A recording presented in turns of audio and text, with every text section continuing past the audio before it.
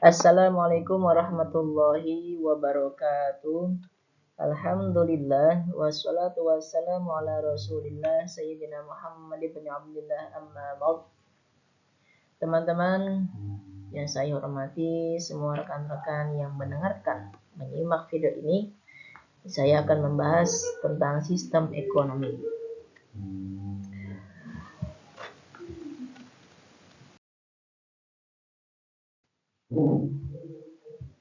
Sistem ekonomi memiliki masalah pokok.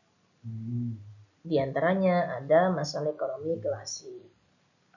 Ekonomi klasik merupakan sebuah aliran pemikiran ekonomi yang dominan digunakan pada sekitar abad ke-18 sampai ke-19. Ekonomi klasik dipelopori oleh Adam Smith. Kemudian teori ini dikembangkan oleh beberapa ahli lainnya seperti David Ricardo, Thomas Malthus, dan Annie Robert. Teori pandangan klasik disebut juga sebagai aliran modern pertama. Nah, masalah ekonomi klasik ini terdiri diantaranya ada produksi, distribusi, dan konsumsi. Yang kedua, masalah ekonomi modern. Masalah ekonomi modern merupakan aliran pemikiran ekonomi yang tingkatannya sudah lebih kompleks. Karena permasalahannya pun juga semakin rumit, sehingga dibutuhkan pemecahan masalah yang lebih mendalam. Pada awal kemunculannya, aliran pemikiran ini hadir karena perkembangan zaman dan teknologi, sehingga akhirnya ditemui keterbatasan sumber daya produksi dan akibatnya memengaruhi kebutuhan hidup masyarakat. Dalam masalah ekonomi modern terdiri dari what, how, dan for whom. Kedua masalah ekonomi ini bisa dipecahkan dengan sistem ekonomi. Lanjut mengenai pengertian sistem ekonomi. Apa itu sistem ekonomi? Sistem ekonomi adalah perangkat yang digunakan suatu negara untuk mengelola faktor ekonomi dan mengalokasikan sumber daya yang dimilikinya melalui unit-unit dan lembaga-lembaga ekonomi guna menghindari kekacauan di bidang ekonomi.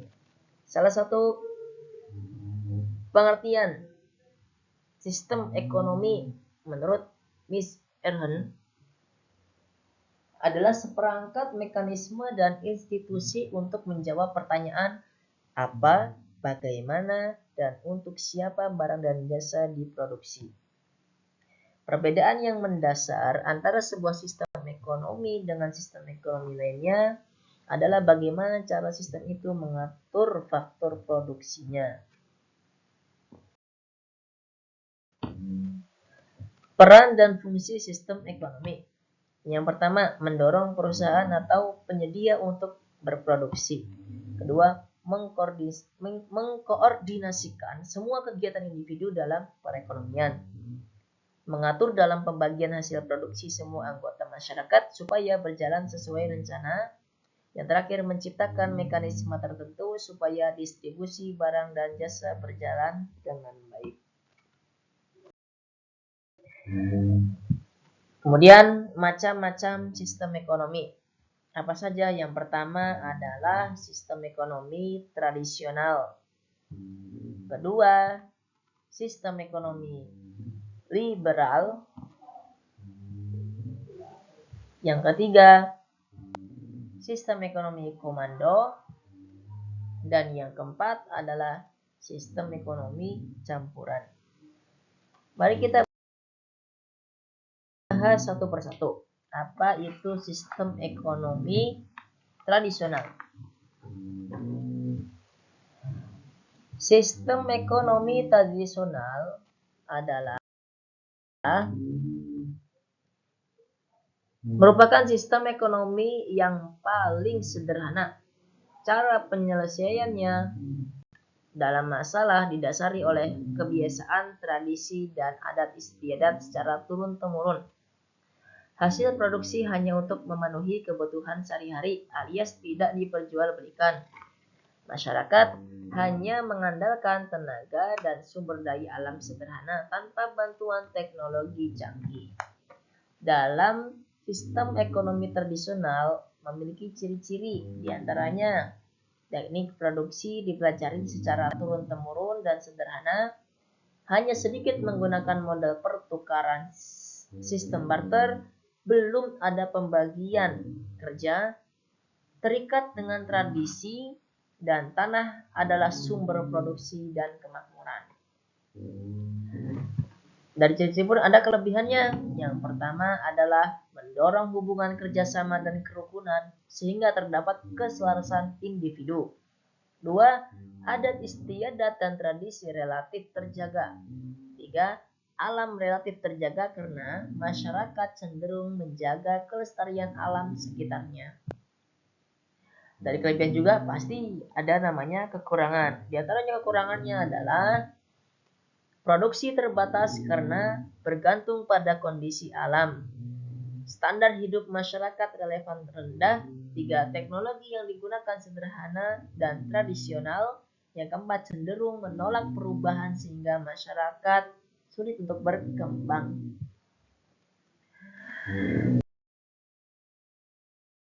Kedua, yaitu sistem ekonomi liberal. Apa sih sistem ekonomi liberal itu? Sistem ekonomi liberal atau pasar merupakan sistem ekonomi yang memberikan kebebasan kepada masyarakat untuk menjalankan kegiatan produksi, distribusi, dan konsumsi. Berbeda dengan sistem ekonomi tradisional yang hanya memenuhi kebutuhan sehari-hari.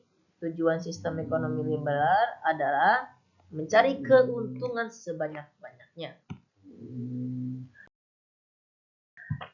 Ciri-cirinya, yang pertama, semua sumber produksi milik masyarakat.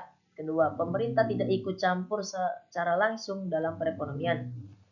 Timbul persaingan antara masyarakat. Peran pemerintah sangat minim. Masyarakat terbagi menjadi dua golongan, yaitu golongan pemberi kerja yang bebas menentukan bidang usaha mereka dan golongan penerima kerja yang bebas memilih pekerjaan yang mereka inginkan. Kelebihannya apa saja? Yang pertama, menumbuhkan inflasi dan kreasi masyarakat dalam mengatur kegiatan ekonomi. 2. Setiap individu bebas memiliki sumber daya produksi. 3. Timbul persaingan untuk maju. 4. Menghasilkan barang yang bermutu tinggi karena barang yang kurang bermutu tidak akan laku di pasar. Dan kekurangannya adalah sulit melakukan pemerataan pendapatan, sering muncul monopoli yang merugikan masyarakat, sering terjadi gejolak dalam perekonomian karena kesalahan alokasi sumber daya oleh individu. Yang ketiga adalah sistem ekonomi komando. Sistem ekonomi komando adalah sistem yang pemerintah menguasai sumber daya alam dan modal untuk menggerakkan roda perekonomian di suatu negara. Merekalah yang menentukan barang apa yang bakal diproduksi, cara pendistribusian, hingga harga jual, bahkan pekerjaan. Tujuan sistem ekonomi ini adalah memenuhi kebutuhan bersama. Sistem ekonomi komando disebut juga sebagai sistem ekonomi terpusat, terpimpin, atau sosialis. Contohnya, negara yang menerapkan sistem ekonomi komando adalah Korea Utara. Ciri-cirinya yaitu semua alat sumber produksi dimiliki dan dikuasai oleh negara sehingga hak milik perorangan hampir tidak ada. Kedua, pekerjaan yang tersedia dan siapa yang akan bekerja ditentukan oleh pemerintah.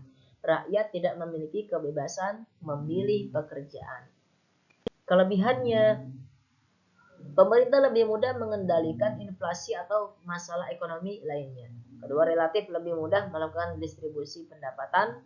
3, jarang terjadi krisis ekonomi. Dan kekurangan dalam ini, sistem ekonomi komando adalah mematikan inisiatif individu maju sebab kegiatan ekonomi diatur pemerintah pusat. Kedua, sering terjadi monopoli yang merugikan masyarakat. 3, masyarakat tidak memiliki kebebasan dalam memilih sumber daya.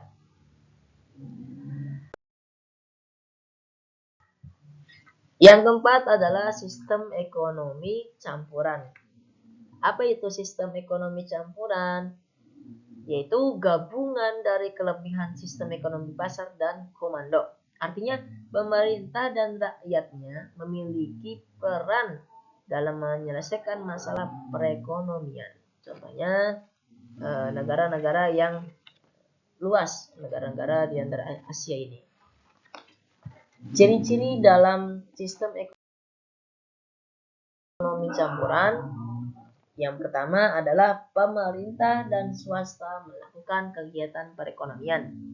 Kedua, tatanan ekonomi merupakan mekanisme pasar, tetapi terdapat campur tangan dengan pemerintah. Tiga, terjadi persaingan dalam perekonomian, tetapi pemerintah tetap melakukan pengawasan.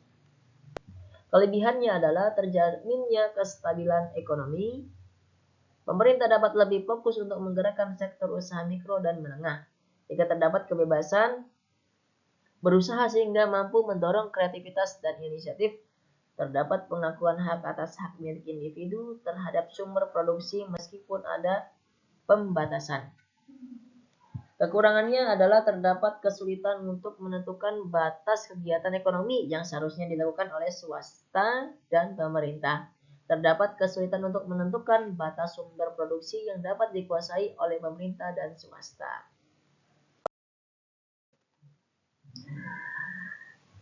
Nah, lanjut, kita harus tahu apa sih sistem perekonomian Indonesia atau yang digunakan dalam sistem perekonomian Indonesia ini. Sistem ekonomi Pancasila itulah yang digunakan dalam negara Indonesia. Itu merupakan sistem ekonomi yang dianut bangsa Indonesia. Sistem ekonomi Pancasila memberikan kebebasan berusaha kepada setiap warga negara masyarakat dalam batas dan syarat tertentu. Sistem perekonomian Indonesia diatur dalam Undang-Undang Dasar 1445 Pasal 33. Memiliki nilai-nilai dasar dalam perekonomian Indonesia. Yang pertama, kekeluargaan, gotong royong, kerjasama, keadilan, dan kemandirian. Ciri-ciri sistem ekonomi Pancasila di antaranya ada seluruh kegiatan ekonomi didasarkan kekeluargaan. Tadi yang sudah dijelaskan, berarti itu merupakan ciri-ciri dari sistem ekonomi Pancasila. Ada kelebihan dan kekurangan sistem ekonomi Pancasila. Yang pertama, setiap warga negara Indonesia diberikan hak untuk berkreasi asalkan tidak melanggar kebijakan yang ditetapkan oleh pemerintah. Yang kedua, perekonomian diutamakan untuk kemakmuran rakyat. Akan tetapi, sistem ekonomi Pancasila juga memiliki kelemahan, seperti pengambilan keputusan yang terlalu lambat karena harus memikirkan kepentingan bersama. Nah, itulah penjelasan tentang sistem ekonomi. Dari macam-macamnya hingga sistem ekonomi yang digunakan di negara Indonesia. Oke, itu saja yang bisa saya sampaikan. Semoga bisa menyimak dan memahaminya. Terima kasih. Syukron kathiron. Wassalamualaikum warahmatullahi wabarakatuh.